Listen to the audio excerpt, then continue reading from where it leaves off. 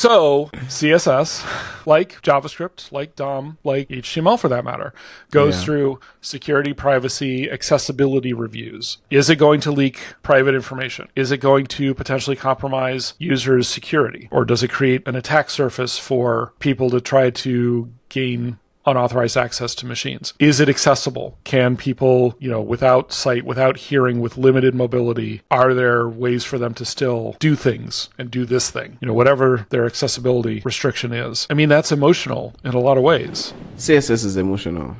This phrase came to me randomly one afternoon when I was trying to explain CSS to someone at the office. And it was very unexpected. It just hit me like a truth that has been there always, waiting for someone to say it. And what was an explanation of styles and selectors immediately became something more. It became a realization that CSS is more than just code. That CSS is about expression, is about nuances, and CSS is very personal. Months later, in November of 2024, that moment became a seed that grew into a blog series where I explored the depth and, of course, the emotions behind CSS. Then something happened. Around that time, CSS got a new logo, and with the new logo came a color that was tied to a story that's so deeply human that it sent chills down my spine. So I reached out to Eric Meyer, who is one of the founding fathers of CSS and actually very central to this story. What followed was a conversation I would never forget in my life.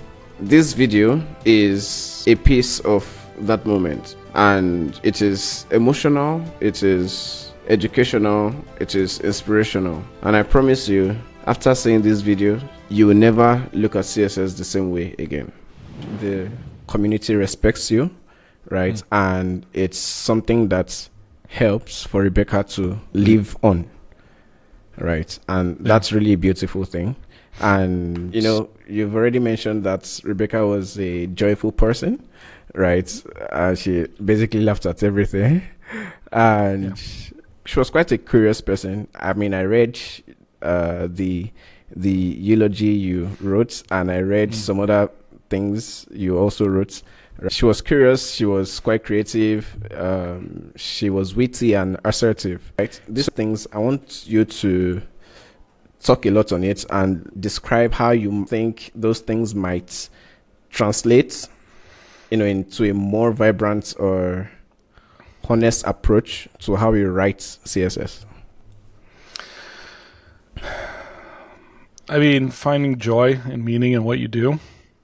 I mean, we should all be so lucky to live, with joy and with meaning, which she did. And I say she laughed at everything. She also did her best to make everyone around her laugh, just by being a little firecracker.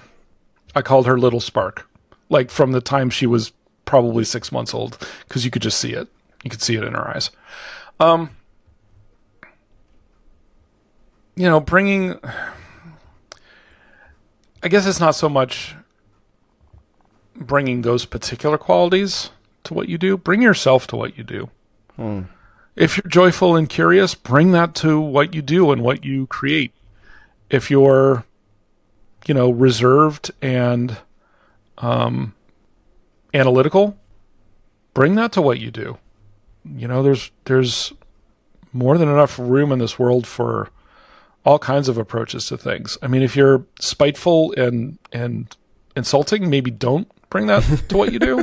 Bring the positive qualities to what you do. Because, I mean, we've seen recently, I think, maybe a little too much of people being spiteful and cruel performatively on purpose. Nobody has time for that. The people doing it don't have time for that. They haven't figured that out yet. It's like, stop trying to make other people's lives worse in whatever way. Like, try to make other people's lives better. Try to make your own life better so that you don't feel like you have to make other people's lives worse. And, you know, and if you have to do a thing, at least try to be kind about it. Kind doesn't mean, you know, wishy-washy. Like, I try to be kind with my kids all the time, even when I'm having to, you know, impose consequences for their actions, right? If they've done something that consequences are merited, you know, if they broke a thing in a shop, they're going to have to figure out a way to pay for it. Like, I'll probably pay for it, but they have to pay me back because there have to be consequences. But I'm not doing it because I want to be mean to them. I'm doing it because I need them to understand. And so I try to do that in a not cruel way. Yeah. Right. So, you know, being more constructive, which maybe is not a thing that I would use to describe Rebecca, not because she was destructive necessarily, but because she was 5, and 5-year-olds are not instinctually constructive. They're instinctually curious, which can be both constructive and destructive depending, as they're still trying to figure out the world.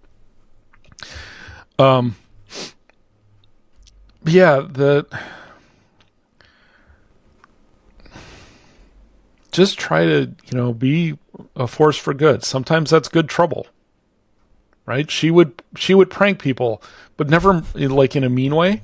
Yeah. Like, she was constantly trying to steal our phones out of our pockets or a wallet or whatever, right? Not because she wanted to like hide it to hurt us, because she could take it out of our pocket and then wave it in our face and laugh because she was so clever. Got it. Right?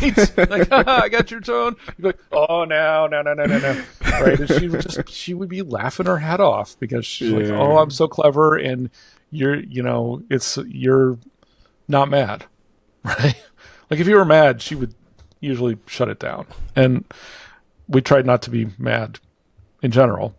I mean, obviously, if she swiped a knife out of the knife block, we might be a little upset.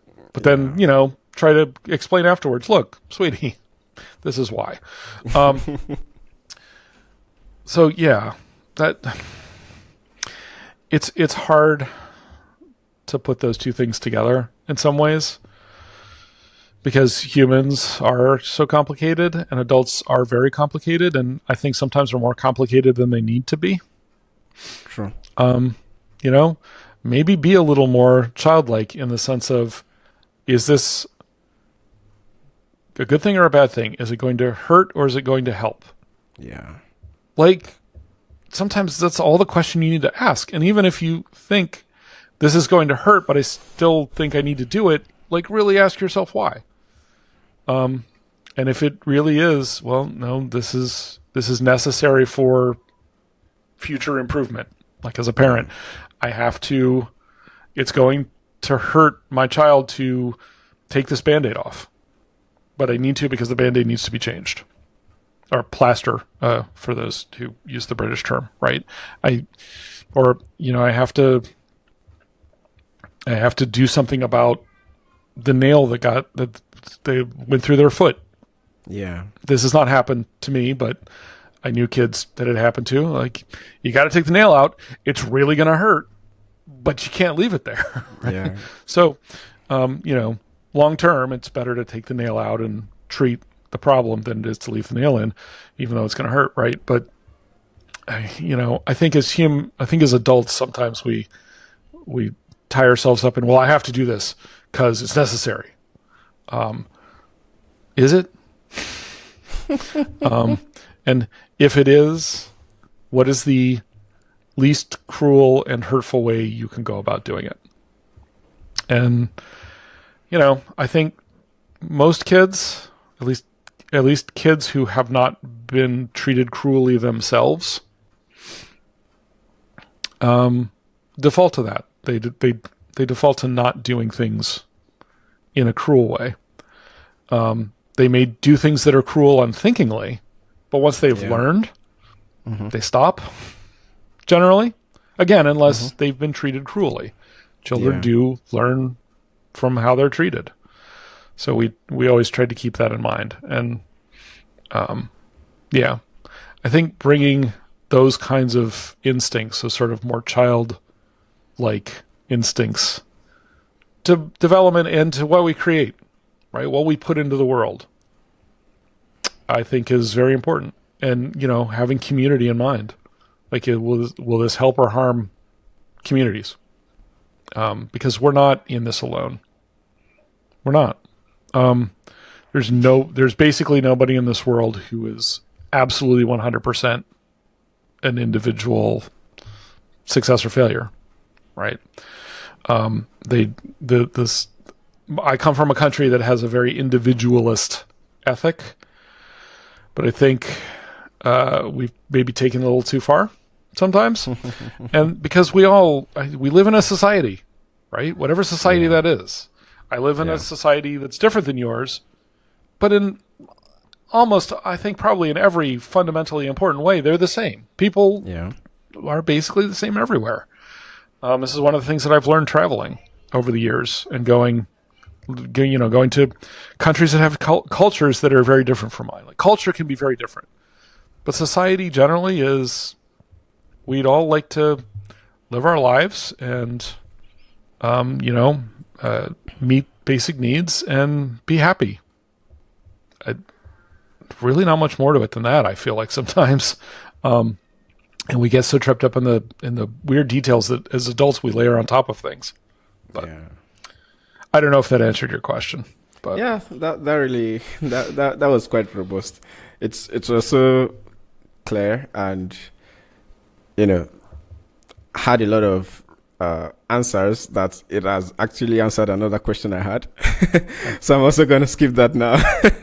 Okay. But that really helps. That really helped a lot. Okay, so I think at this point I would say, looking forward, what do you think of a future of CSS that is more emotionally informed yet pragmatic?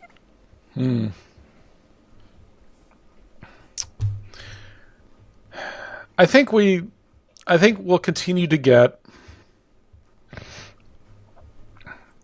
advancements to CSS that are pragmatic in the sense of they let us do, new things. They let us have more power. But they're always informed by, how can we do this in a way that's helpful? How can we do this in a way that's not harmful? So, in a pragmatic way of evaluating what's harmful or not harmful is basically every technology the W3C comes out with, but CSS goes through the same thing. Has a privacy and security evaluation. And you think, what does CSS have to do with privacy and security? Going back to the history, in 2009, 2010, browsers completely changed the way that they handle visited link styling, because it could be used to leak personal information effectively. You could use it to see if basically the way that you used to be able to do things with visited, you could tell on the server side if somebody had visited certain websites or not, based on what kinds of server calls you got, just due to visited. So a link, or a visited, a colon visited, or a href colon visited. And so visited not only has an incredibly restricted set of properties you can apply to it, but the browser also lies in the DOM as to what the values actually are. Okay. So if I say a visited purple, which is the standard behavior, a link that I have not visited is blue and a link that I have visited is purple. Yeah. If you ask through the DOM in JavaScript what the color of a visited link is, it will tell you blue, or whatever the unvisited link color is on a given site, so as not to leak that information. Well, I didn't know about that. Yeah. So CSS, like JavaScript, like DOM, like HTML for that matter, goes through security, privacy, accessibility reviews, right? Yeah. Is it going to leak private information?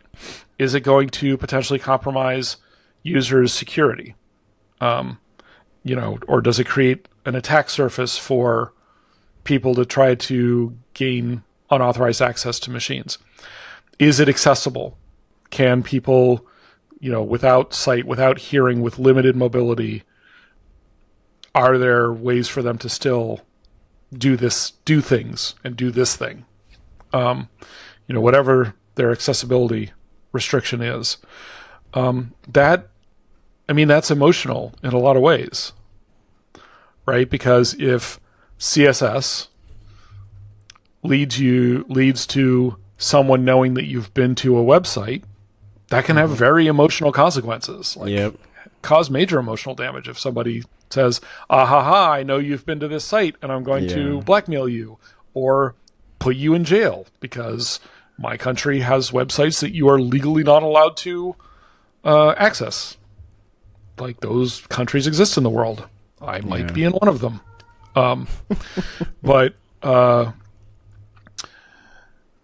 So, or I can't access this because, I don't have a good eyesight. My eyesight is degraded enough that I cannot see clearly what's on the screen, or I can't see it at all. Yeah. Right. Can I still do the thing? And if you can't if you can't access your bank application because you're blind, that frustration is an emotion, right? Yeah. And it could even be worse than that. If you really need access to your bank account for some reason, that somebody has your personal information and you need to lock down your bank account so that somebody doesn't take all the money out of it. Mm-hmm. And if you can't do that because some technology is inaccessible, So I think that will continue to be a concern. The human-centric property of all these technologies, the human first design principle, continues to be a way that all these technologies are evaluated. And I hope that will never change. I think as long as we have a web, it will never change because it is so baked into the substrate, really. It's a fundamental design principle. We have strayed from it in the past, and I think learned from our mistakes.